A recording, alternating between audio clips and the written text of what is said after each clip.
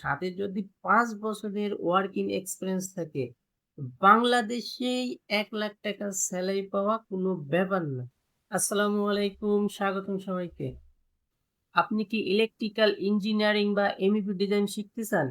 কিন্তু শুরু করতে চাচ্ছেন একবারে বেসিক থেকে? আজকে আমরা শিখব বিল্ডিং, ইলেকট্রিক্যাল ডিজাইন এবং প্ল্যানিং এর ফান্ডামেন্টাল A to Z একবারে প্র্যাকটিক্যাল ভাবে। Load calculation, wiring system, load এবং পাওয়ার ডিস্ট্রিবিউশন এবং ইলেকট্রিক্যাল প্ল্যানিং এর ডিজাইন কিভাবে করা হয় আমরা শিখব একবারে সহজভাবে। আশা করি ভিডিওটা একবারে প্রথম থেকে সম্পূর্ণ দেখলে ইলেকট্রিক্যাল ডিজাইনের বেসিক কনসেপ্ট একবারে ক্লিয়ার হয়ে যাবে ইনশাআল্লাহ। ক্লাস শুরু হওয়ার আগে কিছু কথা না বললেই নয়। আমরা এই কোর্সটা শুরু করেছি বেসিক্যালি এমইপি ডিজাইনের একেবারে মানে design, planning with load calculation সহ কিভাবে কাজ শেখা যায়। এখন এমইপির এই ৩ টা অংশের ১ম অংশ আমরা শিখব ইলেকট্রিক্যাল এবং ইলেকট্রিক্যালের এই কোর্সটার নাম দিয়েছি ইলেকট্রিক্যাল ডিজাইন এবং প্ল্যানিং। তো ইলেকট্রিক্যাল ডিজাইন এবং প্ল্যানিং এর আজকে আছে ১ম ক্লাস এবং ১ম ক্লাসের আমাদের টাইটেলটা হচ্ছে fundamental discussion on electrical design এবং প্ল্যানিং। যেহেতু আজকে ১ম ক্লাস, তো ক্লাস শুরু হওয়ার আগে বেসিক আরো একটা জিনিস বলি, সেটা হচ্ছে এই কোর্সটা কাদের জন্য? যারা ইঞ্জিনিয়ারিং পড়তেছে, বিশেষ করে ডিপ্লোমা বা বিএসসি বা নতুন জবে জয়েন করছে বা সাইট ইঞ্জিনিয়ার বা মেইনটেন্যান্স নতুন জবে জয়েন করছে, তাদের জন্য আমাদের এই এমইপি কোর্সের মানে এমনভাবে আমি সাজাইছি, মানে আশা করি যদি একটা ছেলে প্রপার ইলেকট্রিক্যাল, মেকানিক্যাল এবং প্লাম্বিং এর design, planning with load calculation সহ যদি শিখতে পারে এবং সাথে যদি ৫ বছরের ওয়ার্কিং এক্সপেরিয়েন্স থাকে, বাংলাদেশেই ৳১,০০,০০০ সেলারি পাওয়া কোনো ব্যাপার না। তো এইজন্যই বলব সাথে থেকে শিখতে থাকুন, নিজের ক্যারিয়ারকে ডেভেলপ করে একটা ভালো জায়গায় নিয়ে যান। তো আমাদের এখন বেসিক কাজ হচ্ছে যে ফ্লোর লেআউটটা তৈরি করা, হ্যাঁ? এখন এটা যেন এইখান থেকে প্রত্যেকটা রুম থেকে শুরু করলে আমাদের ফ্লোর লেআউটটা তৈরি করতে হবে। আর এই যে ট্র্যাকিং নাম্বার দিলে কি হয় পরে ডিজাইন করতে, হ্যাঁ? ট্র্যাকিং নাম্বার অনেক সময় অনেকে দিয়ে করে না। অনেক সময় অনেকে ট্র্যাকিং নাম্বার দেয় না। যেমন আমরা এখানে ট্র্যাকিং নাম্বার দিয়েছি, হ্যাঁ? SB1 মানে সুইচ বোর্ড 1 এই রুমে, হ্যাঁ? পরের ভাইয়া রুমে সেক্ষেত্রে তো ভাইয়া সেক্ষেত্রে তো ড্রয়িং তো ভাইয়া একটা পূর্ণাঙ্গ ড্রয়িং করতে গেলে তো ট্র্যাকিং নাম্বার দিতে হয় যতটুকু জানি। ট্র্যাকিং নাম্বার দেওয়ার কারণ হচ্ছে আমরা যখন এই এসএলডি করব, সুইচ বোর্ডের লেআউটটা করব, তখন ট্র্যাকিং নাম্বারটা ভালোভাবে কাজে লাগে। এই জন্য ট্র্যাকিং হ্যাঁ। নাম্বার দেয়া লাগে। হ্যাঁ, এটা হচ্ছে সুইচ বোর্ডের এসএলডি। তো সেম আমরা এখান থেকে শুরু করছি। এটা হচ্ছে এসডিবি SB1 সুইচ বোর্ড 1 এর আন্ডার যেমন CF1 সিলিং ফ্যান 1, হ্যাঁ? এগুলো এই ট্র্যাকিং নাম্বারে যেমন এসডি থেকে আবার এখানে ওই লিজেন্ডের ভিতরে আবার সব লেখা আছে মোটামুটি, হ্যাঁ? জি ওইগুলোই ভাই, আর কি এখানে এখানে ইউজ কপি করা হয়। দেওয়া আছে। জি হ্যাঁ, ভাই। অনেকে এই লিজেন্ড কিন্তু এক একটা ইঞ্জিনিয়ার এক এক ধরনের ইউজ করে। মানে এখানে কিছু যেটা লেখে, তারতম্য আছে ভাই, আপনার হ্যাঁ, লাইট অল্প হয়তো বা একটু একটু তারতম্য। অন্যরকম, অন্যজন আর একটু ইউজ করে এরকম, তাছাড়া বাদ রাইট। বাকি সব তো নাম হ্যাঁ, সেম এক। এখন এটা হচ্ছে আমাদের একবার স্টার্টিং কাজ, আমার রুমের লেআউটটা বানানো। এখানে লিভিং রুমের যে সাইজ অনুসারে একটা ফ্যানই যথেষ্ট, হ্যাঁ? এখানে লাইট হ্যাঁ। একটা দুইটা দেখানো হয়েছে। এখানে আর কি আছে, এখানে টিভি আছে, ইন্টারনেট আছে। এখন টিভি ইন্টারনেট চালাতে হলে আমার পাশে কি লাগবে, পাওয়ার সকেট লাগবে, 6 feet multi power combine. Socket, হ্যাঁ হ্যাঁ। এই হ্যাঁ জন্য হ্যাঁ। এখানে একটা সকেট দেওয়া হয়েছে। ওই যে 3 পিন সকেট, হ্যাঁ 3 পিন হুম। সকেট দিয়েছেন না ভাইয়া? এখন তো হ্যাঁ, এখানটা স্যাম্পলটা এভাবেই দেখায়, বাট প্র্যাকটিক্যালি এখন 3 পিন সকেট লাগায় না, সব হচ্ছে 6 পিন মাল্টি কম্বাইন লাগায়। মানে 3টা 3 পিন ও আচ্ছা। থাকে আর 2টা হচ্ছে 2 পিন থাকে, এটা হচ্ছে সিক্স ইয়ে থাকে, মাল্টি জি ভাইয়া। কম্বাইন। সেম একইভাবে পরের রুমটা একইভাবে। হ্যাঁ, টয়লেটে অনেক সময় কিন্তু সিলিং এ লাইট দেয় না। হ্যাঁ, অনেক সময় সিলিং এ খুব কম দেয়, হয়তো এখানে এই বাত এলইডি লাইট দিল, দেওয়ার পর এখানে হচ্ছে ওয়াল ব্র্যাকেট লাইট দেয়। আর অনেকে সিলিং এ দেয়, সিলিং এ যদি হাইট বেশি থাকে তাহলে দেয়, হাইট কম থাকলে সাধারণত কিন্তু এই নর্মাল বাসা বাড়িতে কিন্তু টয়লেটে সিলিং এ লাইট দেয় না। হ্যাঁ, ওয়াল ব্র্যাকেট লাইট দেয়, ওয়াল জি লাইট দেয়। ভাইয়া ওয়াল ব্র্যাকেট। আর টয়লেটে হলে গিয়ে এই এক্সস্ট ফ্যানের অপশন অবশ্যই রাখতে হবে, মাস্ট বি কম্পালসারি ডিজাইনার হিসাবে। এই টয়লেটের অপশনেই একটা বাথ এলইডি লাইট থাকবে, আর একটা যে কোনো লাইট থাকবে হয়তো। আর একটা এই, বেসিনের লাইট থাকবে নাকি? হ্যাঁ, বেসিনের উপরে এখন একটা লাইটের অপশন রাখতেই হবে, আর একটা ওয়াল ব্র্যাকেট লাইট অথবা সিলিং সারফেস লাইট, আর একটা এক্সস্ট ফ্যানের অপশন থাকতে হবে। আর টয়লেটের এখানে আর আর একটা অপশন রাখতে হয়, বিশেষ করে ভিআইপি লাগে রেসিডেন্সিয়াল বিল্ডিং গুলোয় গিজারের একটা পয়েন্ট রাখতেই হবে পাওয়ারের জন্য। জি ভাইয়া, হুম, এটা আমি বলতে চাচ্ছিলাম যে গিজারে এই যে একটা পয়েন্ট রাখতে হয়, ওটা এইটাই রাখা ইয়ের হয়েছে, পাশে না? তাই না, ক্লায়েন্টের চাওয়া ছিল না, যেমন এই রুমটা এখানে রাখা হয়েছে। হ্যাঁ, এই যে এটা হচ্ছে গিজার। অনেক সময় ক্লায়েন্ট বলে না, বাট হচ্ছে যে যারা হচ্ছে ইঞ্জিনিয়ার থাকে তারা দিয়ে দেয়, তাই না ভাইয়া? হ্যাঁ, হ্যাঁ, রাইট। অনেক সময় ক্লায়েন্ট বলে না, অনেক সময় কিছু ক্লায়েন্ট আছে যে আমার এই টয়লেটে গিজার লাগবে না, তো এখানে দেওয়ার দরকার নাই। হ্যাঁ, জি ভাইয়া এটা মেনশন করে দেন। তো এদের এই যে মাস্টার বেডে এখানে ওরা গিজার চাইছে, এখানে গিজারের পয়েন্ট দেয়া হয়েছে। তো মোটামুটি লেআউটটা তো আরমান আপু ক্লিয়ার না, যে জি ভাই। লেআউটটা কিভাবে বানাই? জি ভাইয়া যে হ্যাঁ ভাই, লেআউটে কোনো লেআউট ভাই প্রবলেম এটা নেই। সমস্যা নাই। লেআউট নিয়ে যদি সমস্যা শুধু নাই, একটু ও।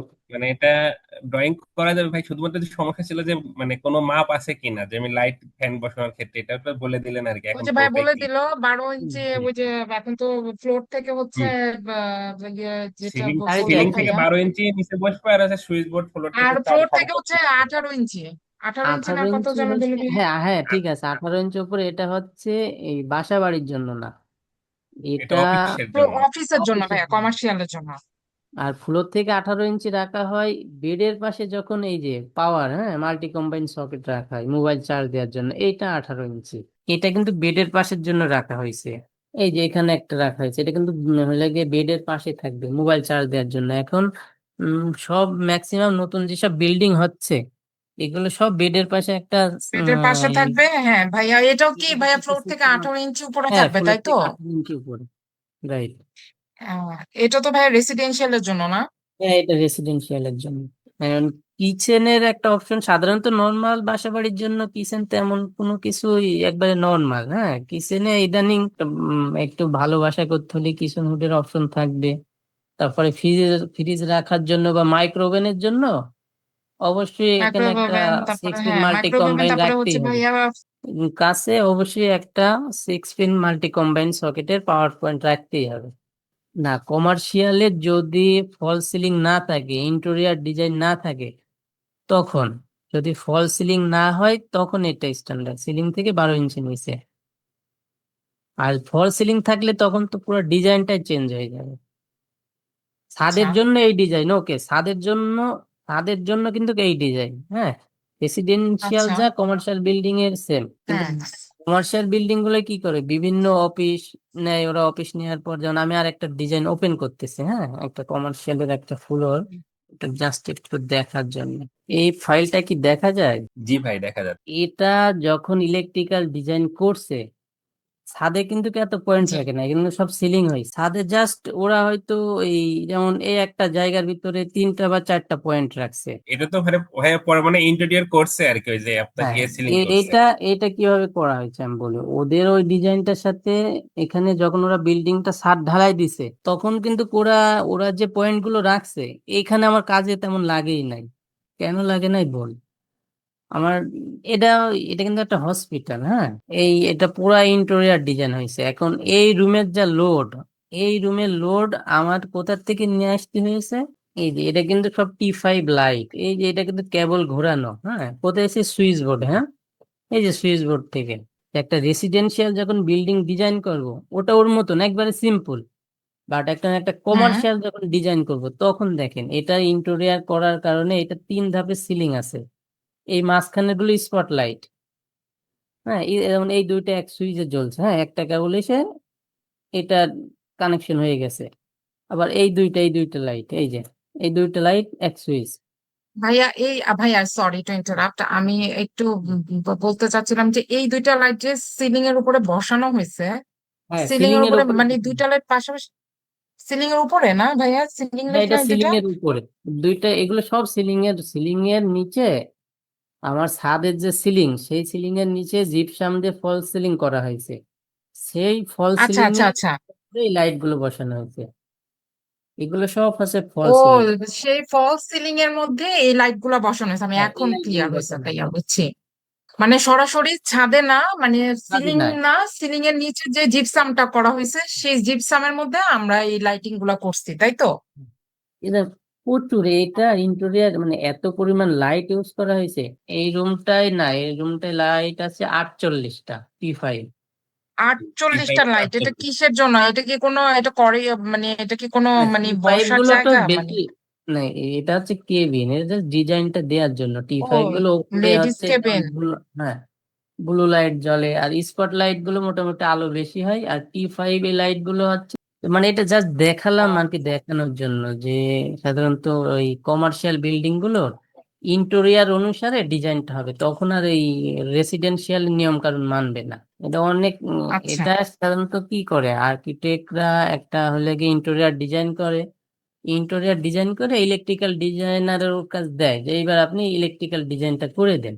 এটা জাস্ট দেখানোর জন্য। হ্যাঁ, এটার ডিটেল পরে আসবে, এটার ডিটেল এখন থাক, আমরা আপাতত আজকে রেসিডেন্সিয়াল নিয়ে থাকি।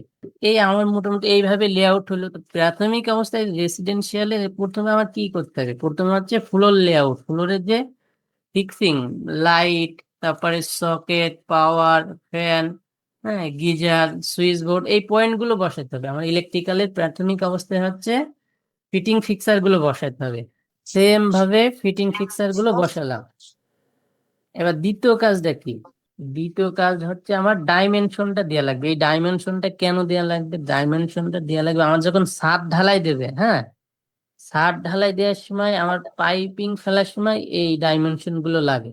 হ্যাঁ, ছাদ ঢালাইয়ের সময় আমি যখন ইলেকট্রিক্যাল, যখন পিভিসি যখন পাইপ ফেলবো, আমি তো ছাদ ঢালাই দেবে, আমার পয়েন্ট গুলো রাখতে হবে। এখন এই পয়েন্টটা, এই লাইট পয়েন্ট থেকে ফ্যানের পয়েন্ট কত দূর দূরত্ব, হ্যাঁ, এই ফ্যান থেকে এই হুম লাইট হুম পয়েন্ট হুম। দূরত্ব, এই দূরত্বটা কনসিডার মানে বোঝার জন্য আমার দ্বিতীয় পেজে সাধারণত থাকে হচ্ছে ফিটিং ফিক্সারের ডাইমেনশন লেআউটটা থাকে, মানে মাপ। প্রথম পেজে আমার যা ফিক্সারের লেআউটটা থাকবে, দ্বিতীয় পেজে হচ্ছে ডাইমেনশন মাপটা থাকবে, 3 নম্বর পেজে থাকবে হচ্ছে কি আমার সুইচ বোর্ড থেকে পয়েন্টের লেআউট, মানে আমার একটা সুইচে কয়টা লাইট জ্বলবে, বা লাইনটা পাইপটা কিভাবে যাবে।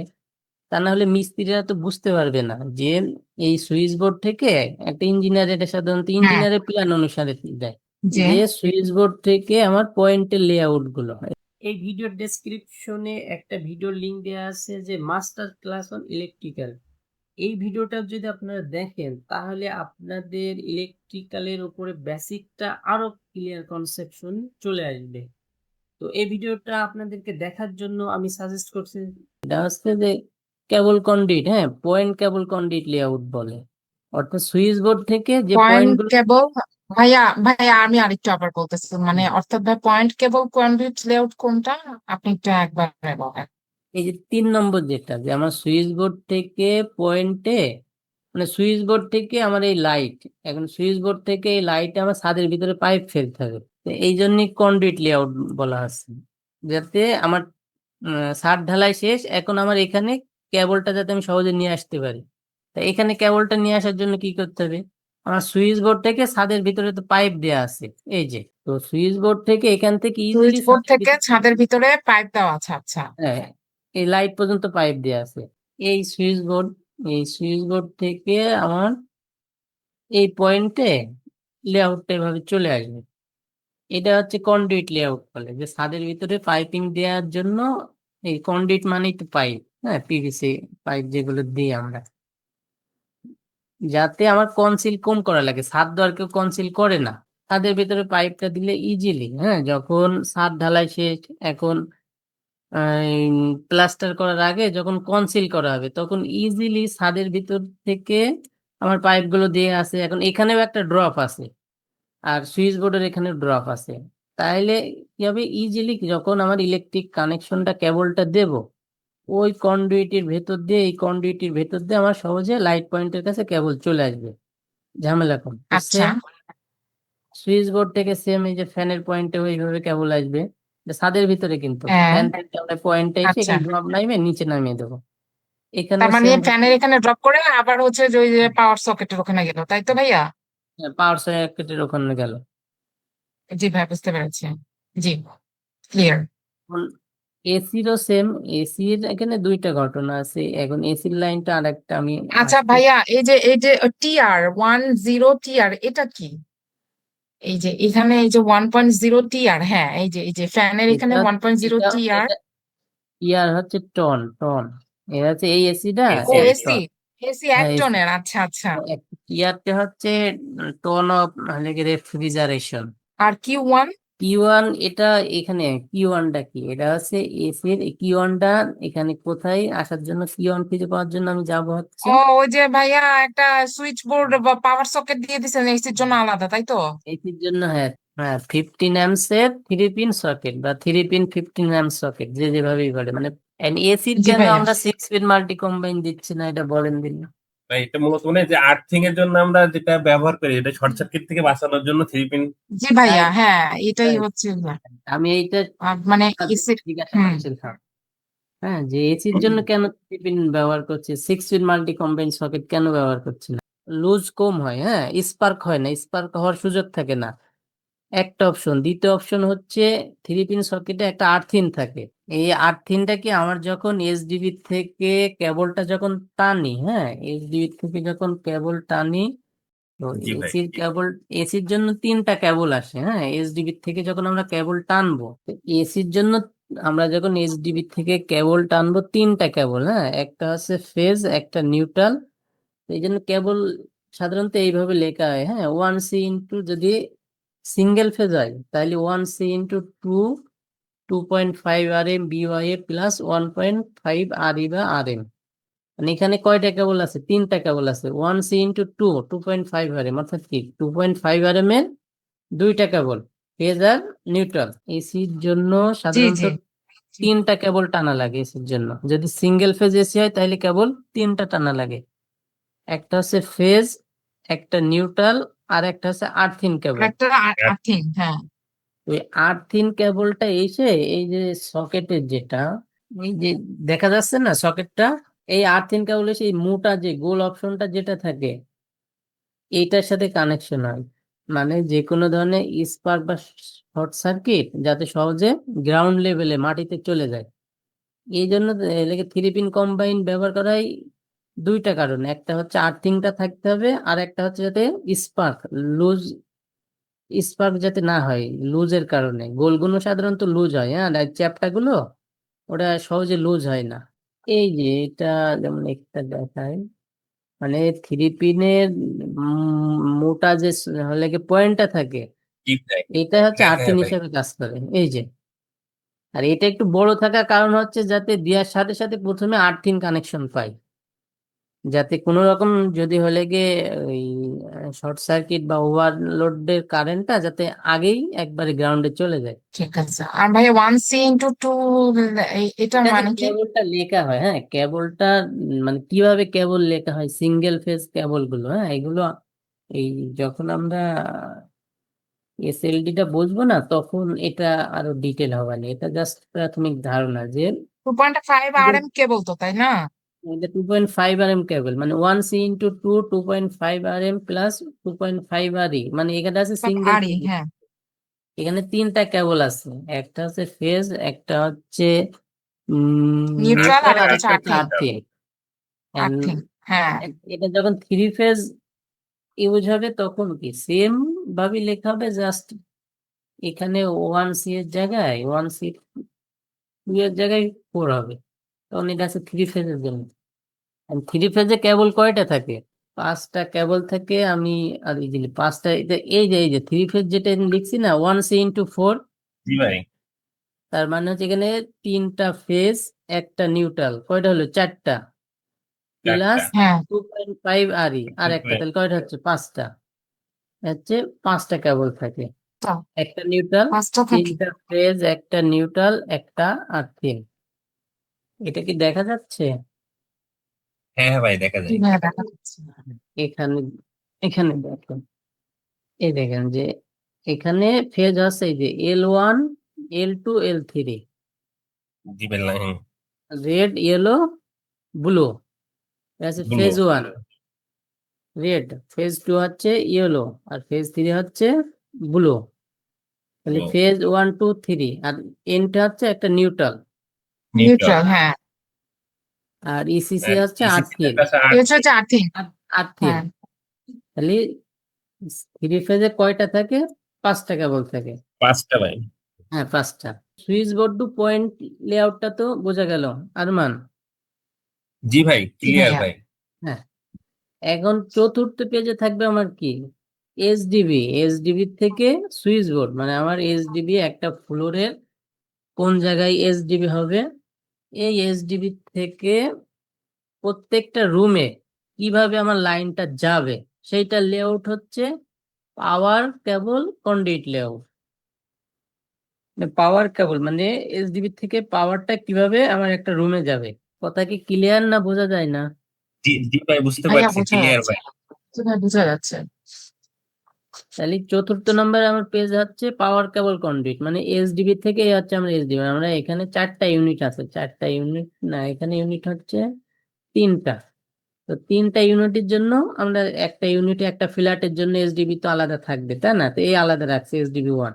কারণ এই এসডিবি থেকে রুমের যে লেআউটটা থাকবে, রুমে রুমে আমরা কিভাবে সুইচ বোর্ডে গেল পাওয়ার, এই সুইচ বোর্ড থেকে আমার তারপর হচ্ছে লাইটে ফ্যানে এটা লেগে কেবলটা যাবে।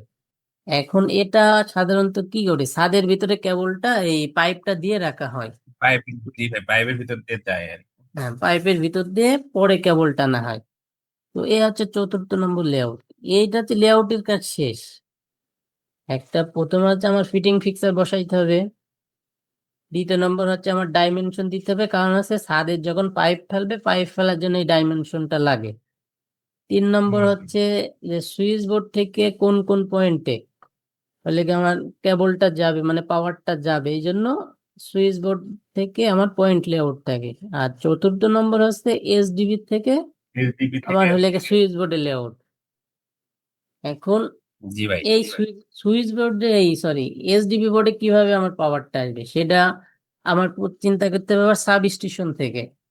এখানে আমরা কি করছি, এখানে আমরা প্রত্যেকটা এসডিবির পাশে দেখো বয়েড আছে, এই বয়েড একবারে গ্রাউন্ড ফ্লোর থেকে হলে গিয়ে 12 তলা পর্যন্ত এই বয়েড থাকে, এই বয়েডটা একবার নেমে চলে যাবে বেসমেন্টে।